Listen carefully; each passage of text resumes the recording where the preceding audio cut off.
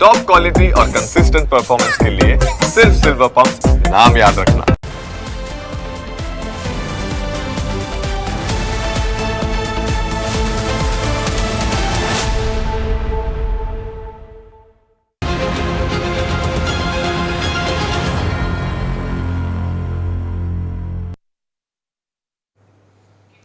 નમસ્કાર, પ્રાઇમ 9 સાથે હું છું જીગર। અત્યાર સુધી તમે સૌરાષ્ટ્ર અને દક્ષિણ ગુજરાતના ગ્રામ્ય વિસ્તારોની અંદર દીપડાઓની દહેશત જોઈ હશે, દીપડાઓને જોયા હશે, પણ હવે આ દીપડાઓ શહેરની અંદર ઘૂસી ગયા છે। દીપડાના આતંક અને દીપડો દેખાયના અહેવાલો સાંભળતા આવ્યા છે અત્યાર સુધી આપણે, પરંતુ દીપડાએ પહેલીવાર અમદાવાદમાં એન્ટ્રી મારી છે। દીપડો જંગલ છોડીને છેક હવે આપણા અમદાવાદ સુધી પહોંચી ગયો છે।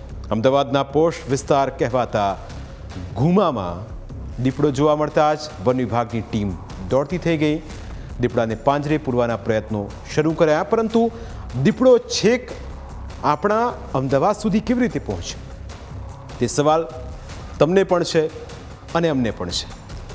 દીપડો કેવી રીતે અમદાવાદ સુધી પહોંચ્યો તેનું અમે વિશ્લેષણ કરીશું, પરંતુ તે પહેલાં આ સીસીટીવી ફૂટેજ જુઓ, જેમાં ઘુમા વિસ્તારમાં આવેલી સેરેનદીપ નામની સોસાયટીમાં ઘૂસતો દીપડો જોવા મળે છે। દીપડો જ્યારે સોસાયટીમાં ઘૂસ્યો ત્યારે રાતના 2 વાગ્યા હતા। તે કોટ કૂદીને સીધો જ સોસાયટીની અંદર પ્રવેશતો જોવા મળે છે। દીપડાને જોતા જ શ્વાન દોડાદોડી કરવા લાગે છે। એક દ્રશ્યમાં દીપડાના ડરથી શ્વાન દૂર જતા જોઈ શકાય છે। દૂરથી શ્વાન ભસતા નજરે પડે છે, પરંતુ તેઓ દીપડાની નજીક જવાની હિંમત નથી કરતા। આ સીસીટીવી ફૂટેજ કોઈ અંતરિયાળ વિસ્તારના નથી, પરંતુ અમદાવાદના ઘુમા વિસ્તારના છે, જ્યાં રાત્રિ દરમિયાન પણ લોકોની અવરજવર રહેતી હોય છે। જ્યારે અન્ય એક દ્રશ્યમાં દીપડાને પાછળ શ્વાન દોડ્યા હોવાનું જોઈ શકાય છે। જ્યારે દીપડો કોટ કૂદીને સોસાયટીની અંદર જાય છે ત્યારે શ્વાન તેની પાછળ દોડે છે। જ્યારે બીજા એક સીસીટીવી ફૂટેજમાં દીપડો 2 વાગ્યાને 7 મિનિટે સોસાયટીની અંદર હાજર હોવાનું જોઈ શકાય છે। દીપડાના પગના પંજાના નિશાન પણ સોસાયટીમાં સ્પષ્ટ જોવા મળ્યા, જે એ વાતની પુષ્ટિ કરે છે કે દીપડો સોસાયટીમાં આવ્યો હતો। દીપડો દેખાયની જાણ થતાં જ ગીરમાં કામ કરી ચૂકેલી અમદાવાદના કાંકરિયાજોની ટીમ સ્થળ પર પહોંચી અને દીપડાની શોધખોળ હાથ ધરી, પરંતુ દીપડો પકડાયો ન હતો। ઘટનાની જાણ થતાં જ અમદાવાદના મેયર પણ સ્થળ પર પહોંચી ગયા। તેમની હાજરીમાં જ કોર્પોરેશનની ટીમે ડ્રોનથી દીપડાનું સર્ચ ઓપરેશન શરૂ કર્યું। ઘુમા ઉપરાંત આસપાસના વિસ્તારોમાં પણ સર્ચ ઓપરેશન કરવામાં આવી રહ્યું છે। એટલું જ નહીં, દીપડાની દસ્તકને પગલે સેરેનદીપ સોસાયટી ઉપરાંત આસપાસની સોસાયટીના લોકોને પણ સાવચેત રહેવા માટે સૂચના આપવામાં આવી છે।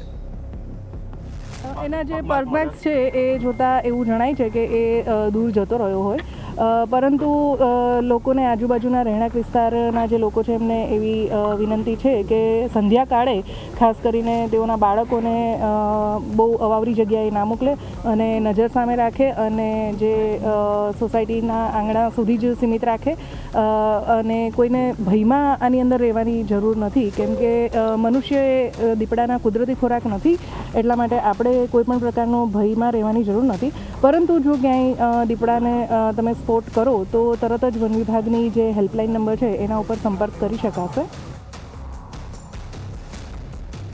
વન વિભાગની ટીમનું કહેવું છે કે દીપડો 8 વર્ષનો હોવાનું અનુમાન છે। તે ખોરાકની શોધમાં આવ્યો હોવાની શક્યતા છે। તેણે એક મરઘાનું મારણ કર્યું હોવાનું પણ સામે આવ્યું છે, પરંતુ દીપડો હાલમાં ક્યાં છે તેનું અનુમાન લગાવવું મુશ્કેલ છે, કારણ કે નર દીપડો એક રાતમાં 5 થી 50 કિલોમીટર સુધીનું અંતર કાપી શકે છે, એટલે તે ક્યાં હશે તેનો અંદાજો લગાવવો મુશ્કેલ છે। પરંતુ વન વિભાગની ટીમ 1 અઠવાડિયા સુધીમાં આ વિસ્તારમાં જ રહેશે અને સતત મોનિટરિંગ કરશે। જે સોસાયટીમાં દીપડો જોવા મળ્યો છે તે બોપલ ગુમાના VIP રોડ ઉપર આવેલી છે। VIP રોડ ઉપર મોડી રાત્રે પણ લોકોની અવરજવર રહેતી હોય છે। તેવામાં આ દીપડાને એક યુવતી અને તેના ભાઈએ જોયો। આમ તો સોસાયટીમાંથી રાત્રે કોઈ બહાર નથી નીકળવાનું હોતું, છતાં તેમણે સતર્કતાના ભાગરૂપે સોસાયટીમાં જાણ કરી હતી, જેથી દીપડાના શિકારથી બચી શકાય। रात के कुछ 1-10 बज रहे थे जब हम VIP रोड से हमारे घर के लिए आ रहे थे और तभी हमने कुछ ऐसे जानवर रोड क्रॉस करते हुए देखा यहाँ ये वाले स्ट्रेच पे। तो इनिशियली तो हमें लगा कि कोई कुत्ता या बिल्ली होगी, पर वो बहुत ही लंबा था कुत्ता या बिल्ली के लिए और हाइट में भी छोटा था। तो फिर जब हम थोड़ा पास आए उसके, वो डिवाइडर पे बैठ चुका था और हमने उसको ऐसे बाजू बाजू में देखा कि हाँ उसके कान छोटे हैं, उसके ऊपर स्पॉट्स है और वो तेंदुआ है। रात में सोसाइटी के मेंबर्स हैं जो अपने कुत्ते वॉक करने के लिए निकालते हैं। हमें ये था कि हम पहले लोगों को इन्फॉर्म कर दें कि अभी आप बाहर मत निकलिए, और सिक्योरिटी गार्ड्स जो अकेले बैठते हैं उनको हम बोले कि आप प्लीज़ ग्रुप में बैठिए और टॉर्च वगैरह आप ले लीजिए और कुत्तों को अंदर कर लीजिए, बिकॉज़ हमें पता था कि तेंदुआ जो है वो कुत्ते के पीछे आता है। तो हम आए, हमने सारे सिक्योरिटी गार्ड्स को दोनों गेट्स पे इन्फॉर्म किया, हमने सोसाइटी के ग्रुप पे भी मैसेज डाली है। ग्रुप मेंबर्स ने भी रात को रेलेवेंट अथॉरिटीज़ को रात में ही कॉल कर दिया था। तो रातों रात फिर 2 बजे के अराउंड सीसीटीवी पे वो सोसाइटी के अंदर तेंदुआ स्पॉट हो ही गया इवेंचुअली। बट वो था कि वो टाइम पे सबको पता चल गया, तो सब ने अपने घर वर लॉक कर लिए, सब हो गया, तो बाहर कोई था नहीं। હવે સવાલ થાય કે દીપડો અમદાવાદ સુધી આવ્યો કેવી રીતે? સામાન્ય રીતે જે વિસ્તારોમાં દીપડો જોવા મળે તે વિસ્તારો અમદાવાદથી ઘણા દૂર આવેલા છે. રાજ્યમાં કઈ કઈ જગ્યાએ દીપડાનો વસવાટ છે તેની પણ વાત કરી લઈએ, જેથી તમને વધુ ખ્યાલ આવશે. સૌથી પહેલાં સૌરાષ્ટ્રની વાત કરીએ તો ગીર, સોમનાથ, જૂનાગઢ, અમરેલી, જામનગર અને ભાવનગરનો આ જે વિસ્તાર છે ત્યાં દીપડાઓ જોવા મળતા આવ્યા છે. ઉત્તર ગુજરાતની વાત કરીએ, ઉત્તર ગુજરાતની અંદર અરવલ્લી, સાબરકાંઠા અને બનાસકાંઠાના કેટલાક ભાગોમાં દીપડા જોવા મળે છે. હમણાં ઈડરની અંદર જે ઈડરીયો ગઢ છે ત્યાં દીપડા જોવા મળ્યા હતા. જ્યારે મધ્ય ગુજરાતની વાત કરીએ તો મધ્ય ગુજરાતમાં પંચમહાલ, છોટાઉદેપુર, દાહોદમાં દીપડો જોવા મળે છે. આ ઉપરાંત દક્ષિણ ગુજરાતમાં ભરૂચ, નર્મદા, સુરત, તાપી, નવસારી, વલસાડ અને ડાંગ જિલ્લાના કેટલાક વિસ્તારોમાં દીપડો આપણને જોવા મળે છે. આ તમામ વિસ્તારોમાં દીપડો જોવા મળવાની અથવા દીપડાને હુમલો કર્યાની ઘટનાઓ અવારનવાર સામે આવતી રહે છે. મોટાભાગના વિસ્તારો અમદાવાદથી દૂર આવેલા છે. તેવામાં સવાલ એ ઉઠે કે આ દીપડો અમદાવાદ સુધી પહોંચ્યો કેવી રીતે? સામાન્ય રીતે દીપડો ગુજરાતમાં ખૂબ અનુકૂલશીલ છે, એટલે કે તે બધી જ જગ્યાનું વાતાવરણ માફક આવે છે. તેથી તે લાંબા અંતરેથી ફરતો આવી શકે છે. ખાસ કરીને દીપડો સૌરાષ્ટ્ર તરફથી આવ્યાની શક્યતા વધુ સેવાઈ રહી છે, કારણ કે સૌરાષ્ટ્રમાં દીપડાની સંખ્યા ખૂબ વધારે છે. એક અંદાજ પ્રમાણે રાજ્યમાં દીપડાની સંખ્યા 2250થી વધારે છે, જેમાંથી અડધાથી પણ વધુ દીપડા ફક્ત સૌરાષ્ટ્રમાં વસવાટ કરે છે. દીપડા ખાસ કરીને નદી કિનારા અને ઝાડીઓ હોય તેવા વિસ્તારમાં નીકળતા હોય છે, જેથી તેમને સરળતાથી ખોરાક અને પાણી મળી રહે. પરંતુ ગુમામાં જે દીપડો જોવા મળ્યો તે દીપડો ખોરાકની શોધમાં જ આવ્યું ચડ્યો હોવાનું મનાઈ રહ્યું છે. સામાન્ય રીતે અમદાવાદના પશ્ચિમ અને દક્ષિણ પશ્ચિમ વિસ્તારોમાં છેલ્લા દાયકામાં ભારે બાંધકામ અને શહેરી વિકાસ થયો છે. ઘુમા, ભાડજ, શીલજ, બોપલ, શેલા અને આસપાસના વિસ્તારો એક સમયે ખેતી અને ખુલ્લા વિસ્તારોથી ઘેરાયેલા હતા. આ વિસ્તારોમાં જંગલી પ્રાણીઓ માટે કુદરતી માર્ગો ઉપલબ્ધ હતા, પરંતુ જ્યારે સતત બાંધકામો, રસ્તા અને ટાઉનશીપ ઊભી થઈ ત્યારે વન્યજીવોના કુદરતી રહેઠાણ અને અવરજવરના માર્ગો પણ અવરોધાયા છે. આજથી 40-50 વર્ષ પહેલા મને યાદ છે કે હું પણ એકવાર બોપલ બાજુથી નીકળેલો તો આખું કાંટાળું જંગલ હતું. હવે ત્યાં સોસાયટીઓ થઈ ગઈ. જે જમીન ફાજલ પડી રહેતી હતી, કાં તો જે ખરાબો હતો, કાં તો જે ગૌચર હતી એને પણ હવે ખેતરમાં કન્વર્ટ થઈ ગઈ અને જમીનો ટૂંકી થઈ ગઈ.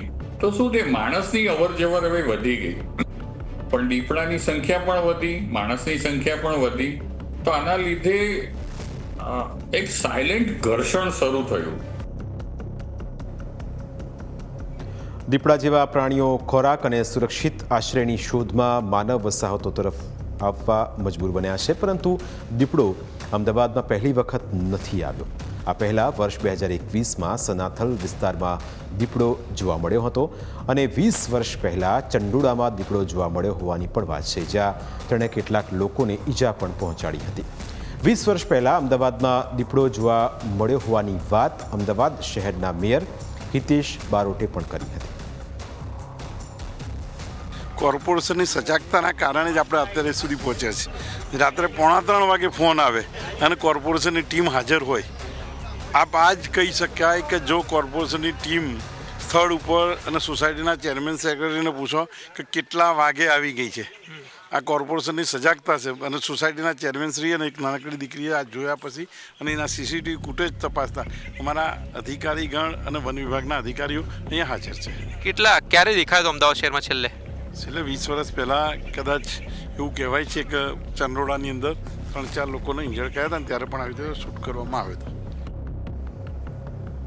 મોટી વાત તો એ છે કે અમદાવાદનો વિસ્તાર પહેલાં આટલો વિશાળ ન હતો. દીપડા ઘણીવાર ગ્રામ્ય વિસ્તારોમાં આવીને જતા રહ્યા હોય તો પણ ખ્યાલ ના આવે, પરંતુ આપણે કેટલી હદે શહેરનો વિસ્તાર કર્યો છે તે સમજી શકાય છે.